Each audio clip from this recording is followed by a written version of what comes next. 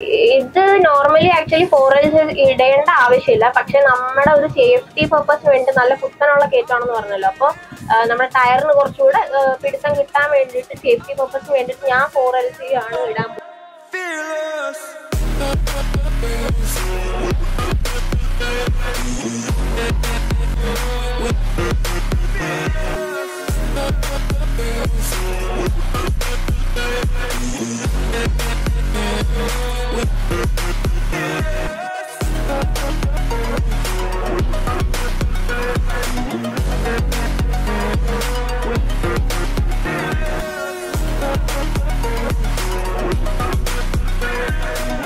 അതെ അതെ, അത് എന്റെ ഫസ്റ്റ് വെഹിക്കിളാണ്, ഫസ്റ്റ് കാറാണ് ഇത്.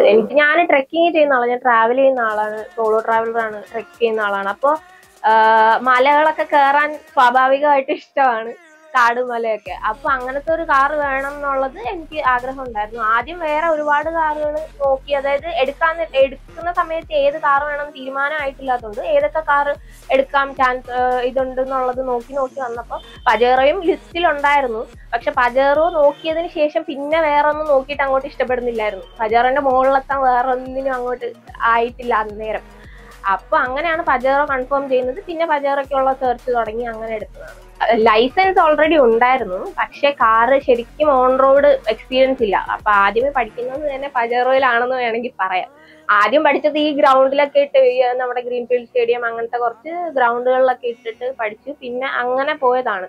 അപ്പൊ ഈ ആദ്യമേ എനിക്ക് വണ്ടി പ്രോപ്പറായിട്ട് ഓടിക്കണം, അല്ലെങ്കിൽ ആ ഒരു എന്താ പറയാ പ്രശ്നമൊന്നും ഇല്ലാതെ ഓടിക്കണം എന്നുള്ള ഒരു ഇതായിരുന്നു ആദ്യം ഉണ്ടായിരുന്നത്. അതുകൊണ്ട് അങ്ങനെ ഉണ്ടായിരുന്നു, SUV ആണ് ഓടിക്കുന്നത് എന്നുള്ളൊരു ഇതുണ്ടായിരുന്നു. പക്ഷെ അത്രയ്ക്ക് അങ്ങോട്ട് പേടി അല്ലെങ്കിൽ അങ്ങനെ ഒന്നും ഇല്ലായിരുന്നു. നോർമലായിട്ട് തന്നെ എനിക്ക് മേ ബി ആദ്യമേ ആ വണ്ടിയിൽ തന്നെ പഠിച്ചതുകൊണ്ടായിരിക്കാം ആ ഒരു പേടി ഇല്ലാതിരുന്നു. പജേറോ എടുക്കണം എന്ന് തീരുമാനിച്ചപ്പോ തന്നെ നെഗറ്റീവ്, പ്രോസ് ആൻഡ് കോൺസ് നമ്മൾ നോക്കുമല്ലോ. അതിൽ കോൺസിൽ ഏറ്റവും മെയിൻ ആയിട്ട് നിന്ന ഒരു സാധനമാണ്, ഒരു എന്താ പറയാ ഡിസഡ്വാൻറ്റേജ് ആണ് ഈ പറയുന്ന മെയിൻ്റനൻസ് കോസ്റ്റും, അതുപോലെ മെയിൻ്റനൻസ് ചെയ്യാനുള്ള മിത്സുബിഷി ഇവിടെ ഇന്ത്യയിൽ ഇല്ലാത്തത് കൊണ്ടുള്ള ബുദ്ധിമുട്ടുകൾ.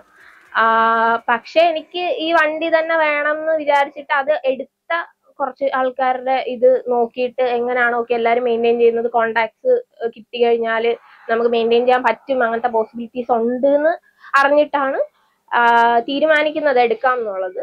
ഇപ്പൊ മെയിൻറ്റെയിൻ ചെയ്യുന്നത് എങ്ങനെയാന്ന് വെച്ചാൽ, ഈ മിത്സുബിഷിയിൽ പണ്ട് സർവീസ് സെന്റേഴ്സ്, ഈ മിത്സുബിഷിയുടെ ഷോറൂംസിൽ വർക്ക് ചെയ്തിരുന്ന മെക്കാനിക്സുകൾ 1-2 പേരെ എനിക്കറിയാം ഇവിടെ ട്രിവാൻഡ്രത്ത് തന്നെയുള്ള. അല്ലെങ്കിൽ നമ്മുടെ ക്ലബ്സ് ഉണ്ട്, ലെജൻഡറി പജേറോ ക്ലബ് ഉണ്ട്, അതുപോലത്തെ കുറെ പജേറോ ക്ലബ്സ് ഉണ്ട്. അപ്പൊ ആ ക്ലബിലൊക്കെയുള്ള ഒരുപാട് ഓഫ് റോഡേഴ്സ് ഉണ്ട്, പജേറോ ഉള്ളവരുണ്ട്. അപ്പം അവരുടെയൊക്കെ കോണ്ടാക്ട് വെച്ചിട്ടും ഒരുപാട് കാര്യങ്ങൾ ഹെൽപ്സ് അവരിങ്ങോട്ടും അങ്ങോട്ടൊക്കെ ചെയ്യാറുണ്ട്. ഇപ്പൊ പാർട്സ് എന്തെങ്കിലും ആവശ്യം ഉണ്ടെങ്കിൽ, ജെനുവിൻ പാർട്സ് കിട്ടുന്ന സ്ഥലങ്ങൾ നമുക്ക് ഇതുപോലെ കോണ്ടാക്ട്സ് വെച്ചിട്ട് ക്ലബിൽ ചോദിച്ചാലോ അല്ലെങ്കിൽ അതിലെ മെമ്പേഴ്സിനോട് ചോദിച്ചാലോ അറിയാൻ പറ്റും. അങ്ങനെയൊക്കെയാണ് കൂടുതലും ഞാൻ എന്തെങ്കിലും പ്രശ്നം വന്നാൽ പാർട്സ് വേണമെങ്കിൽ മെയിൻറ്റെയിൻ ചെയ്യാനുള്ള എല്ലാ കാര്യങ്ങളും അങ്ങനെയാണ് നോക്കുന്നത്. പാർട്സുകൾ കിട്ടാൻ ഭയങ്കര ഈസിയാണ്. പക്ഷെ ഓൺലൈനിൽ നമുക്ക് ആമസോണിൽ പോയി ഓർഡർ ചെയ്യാൻ പറ്റില്ല. ഒരു സംഭവം എനിക്കിപ്പോ അത് വേണം, അതിന്റെ പുറകെ നടക്കാനുള്ള ഇതുണ്ട് എന്നുണ്ടെങ്കിൽ നമുക്ക് ചെയ്യാൻ പറ്റും. അതായത് ഞാനിപ്പോ അധികം സമയമൊന്നും ഇതിന് വേണ്ടിയിട്ട് ചെലവാക്കുന്നതെന്ന് ഞാൻ പറയില്ല. ഞാനും എന്റേതായിട്ടുള്ള വർക്ക് എനിക്കുണ്ട്, ഓഫീസ് വർക്ക് ഉണ്ട്, ഫാമിലി, വീട്ടുകാർ എല്ലാം ഉണ്ട്. അതിനിടയിൽ ഇത് ജസ്റ്റ് ഒരു പാർട്ട് മാത്രമാണ്. എനിക്ക് വേണം ഈ വണ്ടി എന്നുള്ള ഇതിലെടുത്തു. അപ്പൊ അതിന് വേണ്ടിയിട്ടുള്ള കാര്യങ്ങൾ ഞാൻ തന്നെ കണ്ടുപിടിക്കും. സ്വാഭാവികമായിട്ട് നമ്മൾ ചെയ്യുമല്ലോ. വളരെ കുറച്ച് സമയവും എഫേർട്ടും മാത്രം മതി. കോണ്ടാക്ട്സ് ഉണ്ട്, അപ്പൊ പിന്നെ കിട്ടുന്ന ജെനുവിൻ പാർട്സ് തന്നെ നമുക്ക് കിട്ടാനുള്ള വഴികളുണ്ട്, ഒരുപാട് വഴികളുണ്ട് മുമ്പോട്ട് പോകാൻ വേണ്ടി. ഇപ്പൊ മിത്സുബിഷി മാത്രമല്ലല്ലോ, ഒരുപാട് വണ്ടികൾ ഇന്ത്യയിൽ ഇല്ലാത്ത ഒരുപാട് കമ്പനീസ് ഇതിലെ വണ്ടികൾ ഇവിടെ ഓടുന്നില്ലേ. പാർട്സുകൾ നമുക്ക് ആവശ്യം ഉണ്ടെങ്കിൽ കിട്ടും, ആവശ്യക്കാർക്ക് എന്തായാലും കിട്ടുമല്ലോ. കിട്ടാൻ അധികം പാടൊന്നുമില്ല, എല്ലാരും പറയുന്നത് മാത്രമേ ഉള്ളൂ. പക്ഷെ ഞാൻ നോക്കിയിട്ട് കിട്ടാൻ ഒരു പാടില്ലായിരുന്നു, എനിക്കെല്ലാം ഈസി ആയിട്ട് കിട്ടുന്നുണ്ട്. നമുക്ക് വേണമെന്ന് വെച്ചാൽ കിട്ടും. അതെ, അപ്പൊ ഞാൻ പറഞ്ഞ പോലെ ഈ എടുക്കാൻ നേരത്തുള്ള ഡിസഡ്വാൻറ്റേജ്, നമ്മൾ കോൺസും പ്രോസും നോക്കുമ്പോൾ ഉള്ള മെയിൻ ആയിട്ടുള്ള അടുത്ത ഒരു പ്രശ്നമായിരുന്നു മൈലേജ്. എനിക്കും എന്നെ സംബന്ധിച്ചായാലും അത് പ്രശ്നം തന്നെയായിരുന്നു. പക്ഷെ ഈ വണ്ടിയോടുള്ള ഇഷ്ടം കൊണ്ടിട്ട് എടുക്കുന്നവർക്ക് അതൊരു പ്രശ്നമല്ലാതാകും. പിന്നീട് നമ്മള് വണ്ടി എടുത്ത് അത് ഓടിക്കുമ്പോ കിട്ടുന്ന ഒരു എന്താ പറയാ സന്തോഷം, അല്ലെങ്കിൽ നമുക്കൊരു പവറും, അല്ലെങ്കിൽ ഈ അതെ മൈലേജ് ഇല്ല എന്നുള്ളത് ഒരു സത്യമാണ്. മൈലേജ് ഇല്ല മീൻസ് എനിക്കിപ്പോ 7-8 സിറ്റിയിൽ കിട്ടുന്നത്, അല്ലെങ്കിൽ ലോങ് ആണെങ്കിൽ 9 ആ ഒരു റേഞ്ചിലാണ് കിട്ടുന്നത്. വണ്ടിയുടെ ഫീച്ചേഴ്സ് കമ്പയർ ചെയ്യുമ്പോൾ അതൊരു വിഷയം അല്ലാതാവും. നമ്മള് പിന്നെ യൂസ് ചെയ്യാൻ തുടങ്ങും. നമ്മൾ ആ ഒരു വണ്ടി ഇഷ്ടപ്പെട്ടിട്ട് എടുക്കുമ്പോൾ അതൊരു വിഷയം അല്ലാതാവും സ്വാഭാവികമായിട്ടും. അത് ഏത് വണ്ടി ആയാലും അങ്ങനെ തന്നെയാണെന്നാണ് എൻ്റെ ഒരു വിശ്വാസം. എനിക്കും അങ്ങനെ തന്നെ. ആദ്യം എനിക്ക് പ്രശ്നം ഉണ്ടായിരുന്നു, എടുക്കുന്നതിന് മുമ്പ് ഞാൻ ചിന്തിച്ചിരുന്നു മൈലേജ് ഒരു പ്രശ്നമാവില്ലേ എന്നുള്ളത്. പക്ഷെ പിന്നെ എടുത്തു കഴിഞ്ഞപ്പോൾ അതിന്റെ കൂടെ ജീവിക്കാൻ തുടങ്ങിയപ്പോൾ അതൊരു പ്രശ്നമല്ലാതെ ആയി. പിന്നെ ആ വണ്ടിയോടുള്ള ഇഷ്ടവും പിന്നെ ഓടിക്കുമ്പോൾ കിട്ടുന്ന ഒരു സന്തോഷവും എല്ലാം ഉണ്ട്. ഇപ്പൊ ഓഫ് റോഡിങ് ചെയ്യുമ്പോഴായാലും അങ്ങനത്തെ ഈ വണ്ടി വെച്ച് ചെയ്യാൻ പറ്റുന്ന കാര്യങ്ങൾ വേറെ പല വണ്ടികൾക്കും പറ്റത്തില്ല. അപ്പൊ അങ്ങനെ ഒരു ഫീച്ചർ ഉള്ളപ്പോൾ നമുക്ക് അതൊരു പ്രശ്നമല്ലാതാവും.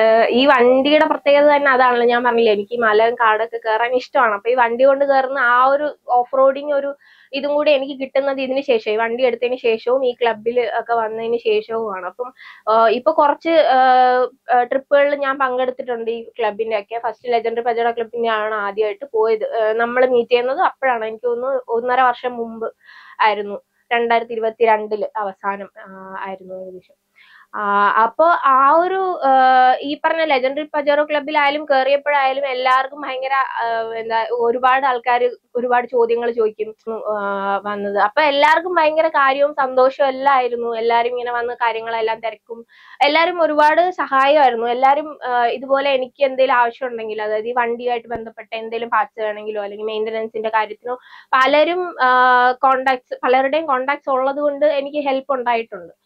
ഇതുപോലെ ഞാൻ പറഞ്ഞ ഈ ഒരു വണ്ടി നമുക്ക് മെയിൻറ്റെയിൻ ചെയ്യണമെങ്കിൽ കോണ്ടാക്ട്സ് ആണ് മെയിൻ ആയിട്ടുള്ളതെന്നാണ് എൻ്റെ ഒരു വിശ്വാസം.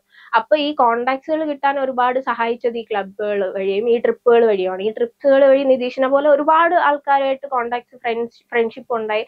അപ്പൊ ഇവരെല്ലാം എന്താവശ്യം ഉണ്ടെങ്കിലും വിളിച്ചാല് ഇവരെല്ലാം കാണും. ഞാൻ ട്രാവൽ ചെയ്യുന്ന ഒരാളാണെന്ന് പറഞ്ഞല്ലോ. അപ്പൊ ഞാൻ കേരളത്തിൽ നിന്ന് കാസർഗോഡ് വരെ ഞാൻ ട്രാവൽ ചെയ്യും, ട്രിവാൻഡ്രം മുതൽ. അപ്പൊ ഏതൊരു ഡിസ്ട്രിക്റ്റിൽ പോയി കഴിഞ്ഞാലും എന്ത് പ്രശ്നം ഉണ്ടെങ്കിലും എനിക്ക് ഇവരെ ആരെങ്കിലും വിളിക്കാൻ പറ്റും. ഈ ക്ലബിൽ ഒന്ന് പോസ്റ്റ് ചെയ്താൽ മതി, ആരെങ്കിലും അവിടെ ഏരിയയിൽ കാണും. എന്തെങ്കിലും ആവശ്യം ഉണ്ടെങ്കിൽ ഹെൽപ്പ് കിട്ടും, അല്ലെങ്കിൽ വേറൊരു കോണ്ടാക്ട്സ് തരും, അവിടെ ഉള്ള കോണ്ടാക്ട്സ് തരും. അങ്ങനെ ഒരുപാട് ഹെൽപ്പ് ഈ ക്ലബ്സ് വഴിയിട്ട് ഉണ്ടാകാറുണ്ട്. ആൾക്കാര്, ഞാൻ പ്രത്യേകിച്ച് കൂടുതൽ സമയം ഒറ്റയ്ക്കാണ് വണ്ടി ഓടിച്ച് പോവാറ്. എനിക്ക് ഈ ഒരു വണ്ടിയേ ഉള്ളൂ, അതുകൊണ്ട് ഞാൻ എല്ലാ ആവശ്യത്തിനും സ്വാഭാവികമായിട്ട് ഈ വണ്ടി തന്നെയാണ് ട്രിവാൻഡ്രം സിറ്റിയിൽ കൂടെ ഓടിക്കുക. അപ്പോൾ എല്ലാവരും വളരെ അതിശയത്തോടു കൂടിയാണ് നോക്കാറ് സാധാരണ. പിന്നെ ഞാൻ ഈ വണ്ടി MT ടയറും ഓഫ് റോഡിങ് ഫീച്ചേഴ്സും ഉള്ള വണ്ടി സ്വാഭാവികമായിട്ടും ഒരു പെൺകുട്ടി കൊണ്ട് നടക്കുന്നത് അധികം റെയർ ആണ്. അതുകൊണ്ട് ഒരുപാട് ആൾക്കാർ ഇങ്ങനെ നോക്കാറുണ്ട്. ചില ആൾക്കാർ വന്ന് സംസാരിക്കാറുണ്ട്, വണ്ടിയെ കുറിച്ച് ചോദിക്കാറുണ്ട്. ഇങ്ങനെ ഈ റോഡിൽ ഇപ്പൊ ഈ സിറ്റിയിൽ കൂടെ കൊണ്ട് നടക്കുന്നതുള്ള ബുദ്ധിമുട്ടുണ്ടോ, അങ്ങനെയെല്ലാം സംസാരിക്കാറുണ്ട്. അങ്ങനത്തെ അനുഭവങ്ങളാണ്, നല്ല അനുഭവങ്ങളാണ്. ഒരുപാട് ആൾക്കാർ അപ്രിഷിയേറ്റ് ചെയ്യാറുണ്ട്. ഫസ്റ്റ് ഓഫ് ഓൾ നമ്മൾ യാത്ര പോകുന്നത് കൂടുതലും, ഞാൻ യാത്ര പോകുന്നത് കൂടുതൽ ഈ മലകള് കാടുകൾ അങ്ങനത്തെ സ്ഥലങ്ങളാണ്.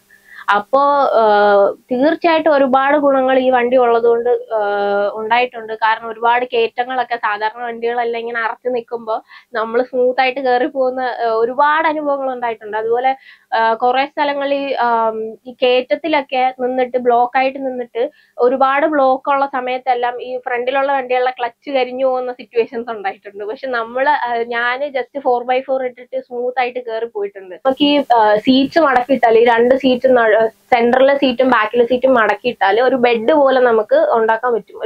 കറക്റ്റ് ഒരു ബെഡ് ഷേപ്പ് തന്നെ ആവും. 2 ബെഡ് ഉണ്ടാവും.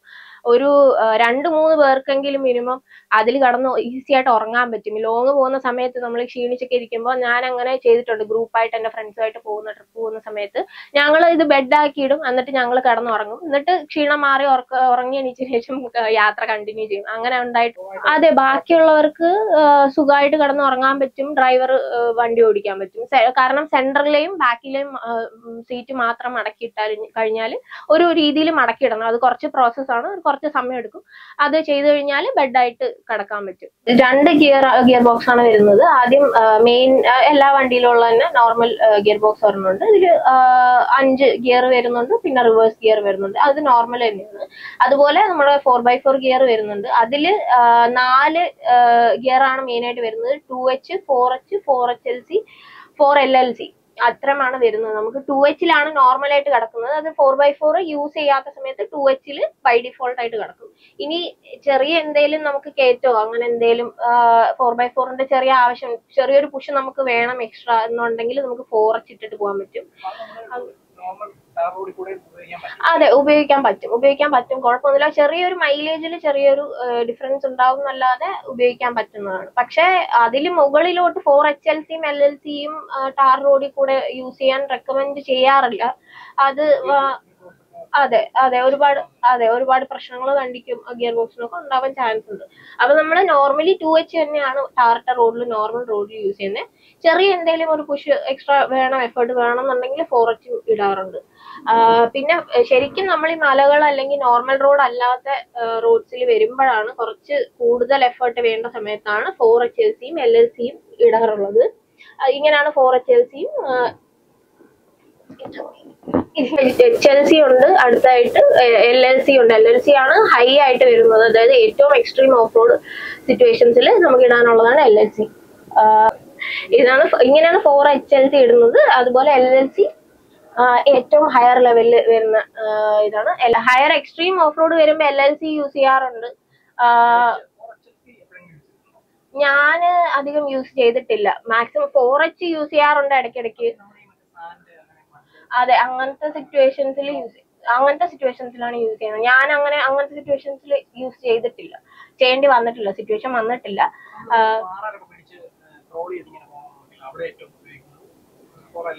LLC ആണ് ഞാൻ യൂസ് ചെയ്യാറുള്ളത്. LLC ആണ് റെക്കമെൻഡ് ചെയ്യുന്നത് ഏറ്റവും.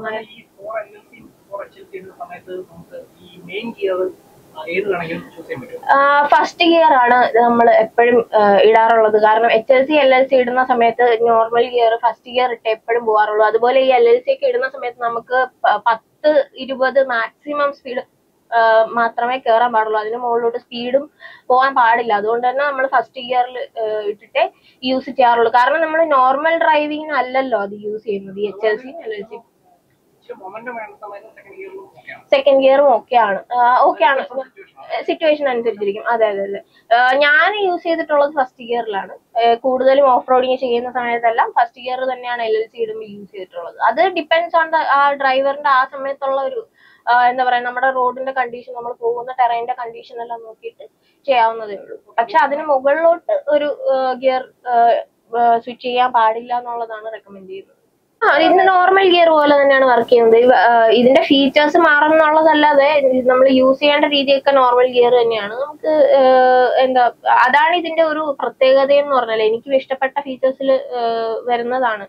നമുക്ക് നോർമൽ ഗിയർ പോലെ തന്നെ യൂസ് ചെയ്യാൻ പറ്റും. ഇപ്പൊ ഓഫായി കിടക്കുമ്പോഴാണെങ്കിൽ നമുക്ക് ഗിയർ മാറ്റിയിട്ട് ലോയിൽ ഇടാൻ പറ്റും, അല്ലെങ്കിൽ LLCയിലോ HLCയിലോ ഇടാൻ പറ്റും. അത് വർക്ക് ചെയ്യുക തന്നെ ചെയ്യും. നമ്മൾ അത് കഴിഞ്ഞിട്ട് സ്റ്റാർട്ട് ചെയ്യുമ്പോൾ നോർമൽ ഗിയർ പോലെ തന്നെയാണ് അത് വർക്ക് ചെയ്യുന്നത്. എന്റെ വണ്ടിയിൽ ഹൈബ്രിഡ് ക്ലച്ച് ആക്കിയിട്ടില്ല. എനിക്ക് സ്റ്റോക്ക് ആയിട്ട് തന്നെ വെച്ചിരിക്കാനാണ് ഇപ്പൊ തൽക്കാലം ഇഷ്ടം. ഇനി അതിന്റെ ആവശ്യം ഉണ്ടെന്ന് തോന്നിക്കഴിഞ്ഞാൽ ഞാൻ മേ ബി പിന്നീട് മാറ്റുമായിരിക്കും. പക്ഷെ ഇപ്പൊ മാറ്റിയിട്ടില്ല. ഒരുപാട് പേര് റെക്കമെൻഡ് ചെയ്തിട്ടുണ്ട്. വേറെ അത് ആ വണ്ടിയുടെ ഒരു പ്രത്യേകത. എനിക്കത് മേ ബി എൻജോയ് ചെയ്യാൻ പറ്റുന്നുണ്ടായിരിക്കും. അത് ആ വണ്ടിയുടെ ഒരു ക്യാരക്ടറായിട്ട് പറയാൻ പറ്റുള്ളൂ. അതെ, എല്ലാ വണ്ടിയും അങ്ങനെ കിട്ടാറില്ല. എനിക്ക് ആ ഒരു വൈൽഡർനെസ് ഫീൽ ചെയ്യണം എന്നുള്ള ഒരു ഇതുള്ളത് കൊണ്ട് എനിക്കത് ഇഷ്ടമാണ്. അതുകൊണ്ട് ഞാനത് കണ്ടിന്യൂ ചെയ്യുന്നു. ഹൈബ്രിഡ് ക്ലച്ച് ആയിട്ട് ഇതുവരെ മാറ്റിയിട്ടില്ല. അതെ, ആ ഒരു ഫീല് കിട്ടാൻ വേണ്ടിയിട്ട് അതുകൊണ്ടാണ് ഞാൻ വെച്ചിരിക്കുന്നത്. പിന്നെ അത് സ്റ്റോക്ക് ആയതുകൊണ്ട് ഓഫ്കോഴ്സ് അതിന് വേറെ പ്രശ്നങ്ങളൊന്നും ഇതുവരെ വന്നിട്ടില്ല. അതുകൊണ്ട് നല്ലതായിട്ട് പോകുന്നു. സ്റ്റോക്ക് ടയർ എന്ന് പറയുന്നത് HT ടയർ ആണ്, ഹൈവേ ടെറൈനുള്ളതാണ്. പക്ഷെ ഞാനിപ്പോ കുറച്ച് നാളായുള്ളൂ, ഏകദേശം 1 വർഷം ആയുള്ളൂ ടയർ മാറ്റിയിട്ട്. ഇപ്പൊ MT ടയറിലോട്ട്, മഡ് ടയറിലോട്ട് മാറിയിട്ടുണ്ട്. അതിന്റെ കാര്യം എന്ന് പറഞ്ഞാല് ഓഫ് റോഡിങ് തന്നെയാണ് മെയിൻ പർപ്പസ് എന്ന് പറഞ്ഞാല്. അത് നമ്മൾ ഹൈവേയിൽ ഓടാൻ അല്ല, മെയിൻ ആയിട്ടും ഓഫ് റോഡിങ് പർപ്പസിന് വേണ്ടിയിട്ടുള്ള ടയറാണ്. അപ്പോൾ മഡ് ടെറൈൻ ആയാലും ഏത് ടെറൈന് വേണമെങ്കിലും നമുക്ക് കയറ്റാൻ പറ്റും അധികം ബുദ്ധിമുട്ടില്ലാതെ. ഒരു ഗ്രിപ്പ് ഉണ്ടാവും ആ ടയറിന്റെ. ഗുണം എന്ന് പറഞ്ഞാൽ ഈ ഒരു പിടുത്തം കിട്ടും നമ്മള് ടഫ് ടെറൈനിലോട്ട് കയറുമ്പോഴേക്കും. ഞാനിപ്പോ MT ടയറാണ് മാറിയിരിക്കുന്നത്. ഞാൻ ആക്ച്വലി ഫാമിലി ആദ്യം അറിയിച്ചിട്ടില്ല. വണ്ടി എടുക്കുന്നുണ്ടെന്നേ അറിയിച്ചോളൂ. ഈ വണ്ടിയാണെന്ന് ഞാൻ പറഞ്ഞിട്ടില്ലായിരുന്നു. ഞാനും കൺഫേം ചെയ്തത് ലാസ്റ്റ് മിനിറ്റിലായിരുന്നു. അപ്പോ ലാസ്റ്റ് മിനിറ്റ് എടുത്ത ഇതായതുകൊണ്ട് ഞാൻ കൊണ്ടു ചെന്നപ്പോ അവർക്ക് എല്ലാവർക്കും ഞെട്ടല് തന്നെയായിരുന്നു. ഈ വണ്ടിയാണോ എടുത്തത്, ഇത്രയും വലിയ വണ്ടി ഞാൻ ഇങ്ങനെ ഹാൻഡിൽ ചെയ്യും, അങ്ങനത്തെ കുറെ ക്വസ്റ്റ്യൻസ് സ്വാഭാവികമായിട്ടും ഉണ്ടായിരുന്നു. പക്ഷെ പിന്നീട് അത് നോർമലായി. ഞാനും നോർമലൈസ് ചെയ്തപ്പോ എല്ലാരും നോർമലൈസ് ചെയ്തു. കാലം കഴിയുന്തോറും അത് അങ്ങനെയാണല്ലോ. പിന്നെ ഇപ്പൊ എന്റെ വീട്ടുകാര് ഫാമിലി ആയിട്ട് എല്ലാരും കൂടി ഒരുമിച്ച് പോകാൻ പറ്റുന്ന ഒരു വണ്ടിയായിട്ടാണ് അവര് കണക്കാക്കുന്നത്. അവർക്ക് ഓഫ് റോഡിങ് അങ്ങനത്തെ ഇതൊന്നും ഇല്ലാത്തത് കൊണ്ട് അങ്ങനെയാണ് അവർ റിലേറ്റീവ്സ് എല്ലാരും കൂടെ എവിടെയെങ്കിലും ട്രിപ്പ് പോകാനോ അങ്ങനെയൊക്കെയാണ് ഈ വണ്ടി അവർ ഉപയോഗിക്കാറുള്ളത്. പെർട്ടിക്കുലർ എന്തെങ്കിലും പണി വന്നാൽ അത് ചെയ്യണം എന്നുള്ളതല്ലാതെ മെയിൻ പീരിയോഡിക്കലി ചെയ്യുന്നത് ഓയിൽ ചേഞ്ച് അല്ലെങ്കിൽ എയർ ഫിൽട്ടർ അങ്ങനത്തെ കാര്യങ്ങളൊക്കെയാണ് നമ്മൾ മാറുന്നത്. സർവീസ് കോസ്റ്റ് കൂടുതലാണെന്ന് വെച്ചാൽ അതെ കമ്പയർ ചെയ്യുമ്പോൾ കൂടുതലാണ്. പക്ഷെ വേറൊരു കാര്യം വെച്ചാൽ നമുക്ക് ഇപ്പൊ ഓയിൽ ചേഞ്ച് ചെയ്ത് കഴിഞ്ഞാൽ ഒരു 8,000-10,000 കിലോമീറ്റർ കഴിഞ്ഞിട്ട് മാറിയാൽ മതി ഈ വണ്ടി.